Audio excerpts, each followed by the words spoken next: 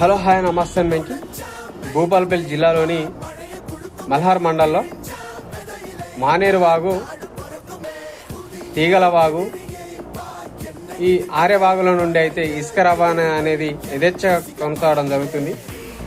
అధికారులు తెలిసినా కూడా అక్కడ నిమ్మకు నీరెత్తినట్టు వ్యవహరించడం చాలా బాధాకరం.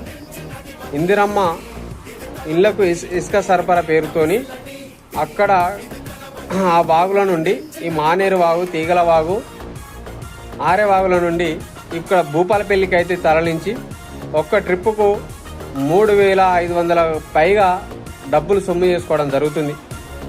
అధికారులకు తెలిసినా కూడా ఇది పట్టించుకోకపోవడం చాలా బాధాకరం, చాలా దురదృష్టకరం. మరి ఆ నియోజకవర్గంలో ఇంత యథేచ్ఛగా ఇసుక దందా అనేది కొనసాగుతున్నా కూడా అక్కడ ప్రజాప్రతినిధులు, అదేవిధంగా రెవెన్యూ డిపార్ట్మెంటు, అదేవిధంగా జిల్లా కలెక్టర్ కూడా పట్టించుకోకపోవడం చాలా బాధాకరం.